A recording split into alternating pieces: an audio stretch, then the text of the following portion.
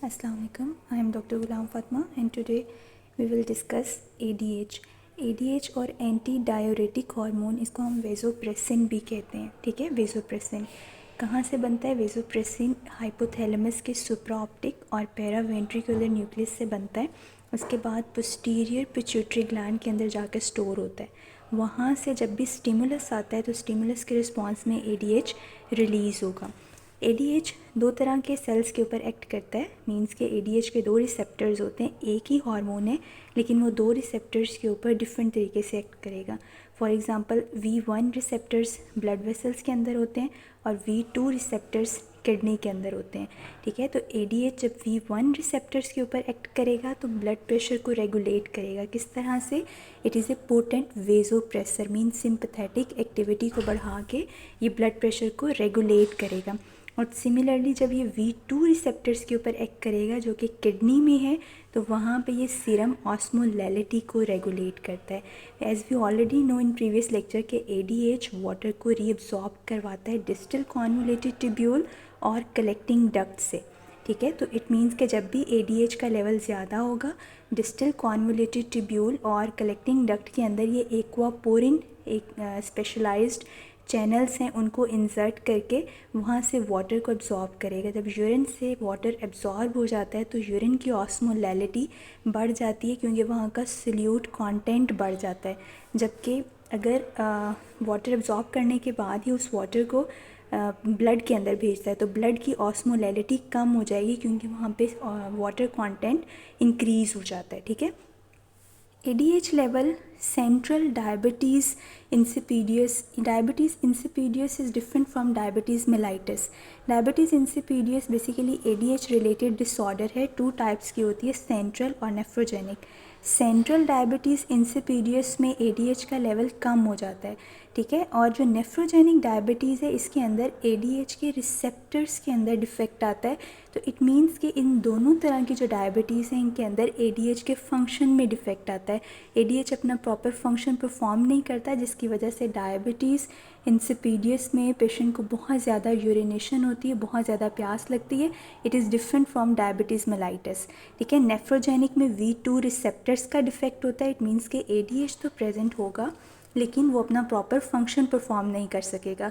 जबकि सेंट्रल के अंदर ADH सेंटर यानी कि हाइपोथैलेमस के सुप्रा ऑप्टिक और पैरावेंट्रिकुलर न्यूक्लियस से प्रोड्यूस ही नहीं हो रहा.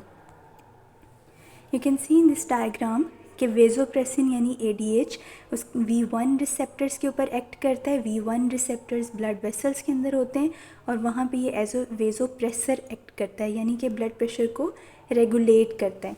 V2 रिसेप्टर्स किडनीज़ के ऊपर होते हैं, वहाँ पे ये वाटर को एब्जॉर्ब करता है. किस तरह से? कि ये उसके डिस्टल कॉन्वोल्यूटेड ट्यूब्यूल और कलेक्टिंग डक्ट के अंदर एक्वापोरिन को इंसर्ट करता है. ठीक है, वहाँ से वाटर एब्जॉर्ब करेगा और ultimately it regulates the blood pressure. ADH के आपको मैंने पहले बताया कि V1 और V2 दो तरह के रिसेप्टर्स होते हैं. एक ब्लड वेसल्स के ऊपर होते हैं. इन दोनों की सिग्नलिंग पाथवे क्योंकि फंक्शन डिफरेंट है तो इनके सिग्नलिंग पाथवेज भी डिफरेंट होते हैं. V1 रिसेप्टर्स के ऊपर ADH IP3 सिग्नलिंग के थ्रू एक्ट करता है जबकि V2 रिसेप्टर्स जो कि किडनीज़ के ऊपर होते हैं वहाँ पे ADH साइक्लिक AMP सिग्नलिंग के थ्रू एक्ट करेगा. नाउ डायबिटीज़ इंसिपीडियस में बहुत ज़्यादा किडनी में यूरिनेशन होती है बिकॉज ADH काम नहीं करता, चाहे वो प्रोड्यूस ना हो चाहे वो उसके रिसेप्टर्स डिफेक्टिव हों. Next hormone is prolactin. Prolactin anterior pituitary से सेक्रेट होता है. It is similar to growth hormone. Growth hormone से बहुत ज़्यादा प्रोलेक्टिन मिलता जुलता है. प्रोलेक्टिन के दो काम होते हैं. एक तो ये हमारे पास मिल्क प्रोड्यूस करता है. During pregnancy prolactin milk produce करेगा और ऑक्सीटोसिन ड्यूरिंग लैक्टेशन या breast feeding oxytocin milk let down यानी कि जो मिल्क प्रोड्यूस होता है उस प्रोड्यूस्ड मिल्क को सिक्रीट करवाने का डक्ट से बाहर निकालने का जो काम है that is oxytocin. But main जो प्रोडक्शन जिसको लैक्टोजेनेसिस कहते हैं that is done by prolactin. Secondly prolactin GnRH को इनहिबिट करता है. That is why breast feeding के दौरान एक नेचुरल कॉन्ट्रासेप्शन इस प्रोलेक्टिन की वजह से होती है. वो प्रोलेक्टिन जो गोनेडल हार्मोन्स हैं उनका जो मेन रिलीजिंग फैक्टर है GnRH उसको इनहिबिट कर देता है. जब GnRH TRH इनहिबिट होता है तो as a result FSH LH जिन्होंने मेंस्ट्रुअल साइकिल को रेगुलेट करना होता है वो प्रोड्यूस ही नहीं होते, जिसकी वजह से एक टेम्पोरेरी इनफर्टिलिटी होती है जिसको हम नेचुरल कॉन्ट्रासेप्शन भी कहते हैं। ठीक है, प्रोलैक्टिन की रेगुलेशन किस तरह से होती है?